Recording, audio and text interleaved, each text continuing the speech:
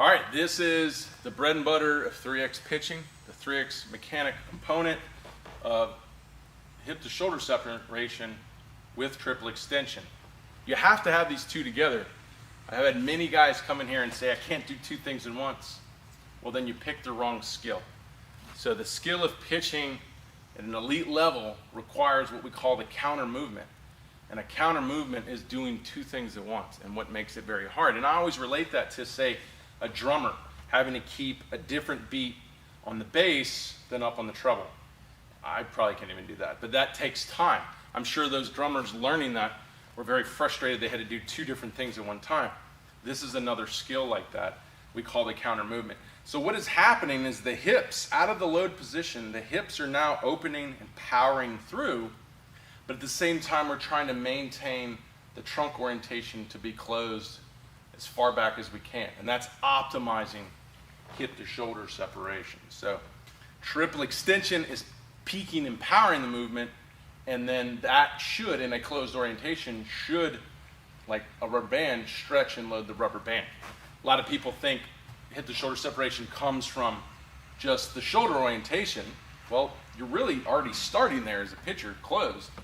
The real keys to optimizing hip to shoulder separation is triple extension, or the power, the peak power off the rubber going into front foot strike. Basically, because both are closed, this one optimally closed more than the other. If this one fires really quickly, like a rubber band, then it will leave the trunk behind. It'll, like elastic load, it'll load the upper body eccentrically, and then that creates the unloading and the transfer of ground forces up the body. So, really, really key component. You could do everything right, you do this wrong, and you'll get nothing. So this is the bread and butter. So we're in that loaded position, right? We've got counter rotation hip, torsion in the femurs, posterior tilt, trunks upright. Now, we're gonna go more in depth on this biomechanically, but right now it's, as before I land, this is going to open, because this is the joystick, right? This is gonna trigger rotation by opening, and that's gonna wanna follow. As you can see, because we're all connected, that's gonna wanna follow, so you just need to make sure that they sync up to where when this opens, this powers, this triple extends. So remember, coming into your load, you're triple flexing. Ankle, knee, hip flexor, triple flexion, which is a stretch shortening effect. And then when you're ready to triple extend, we have to first create some rotation in the pelvis. Why is that important? Because triple extension is a linear push, a linear drive, but it really doesn't fully extend into triple extension until the hip extends. And that actually is when there's rotation in the movement.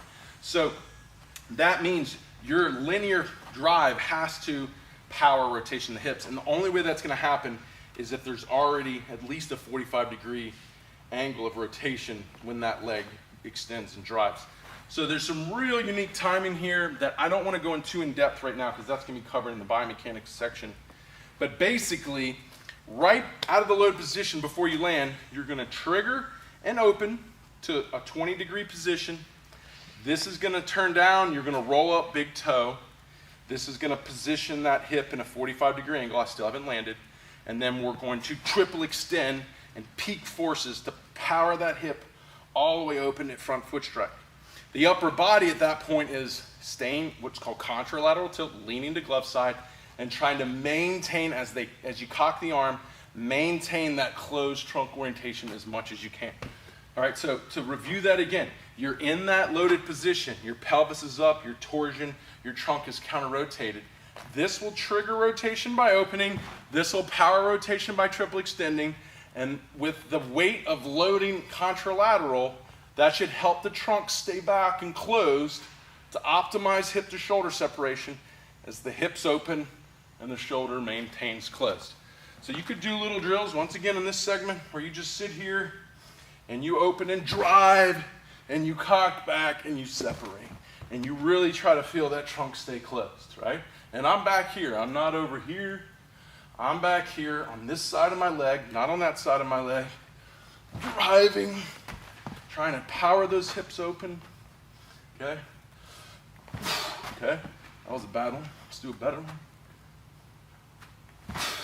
And you're going to notice more contralateral that gravity helps hold your trunk back.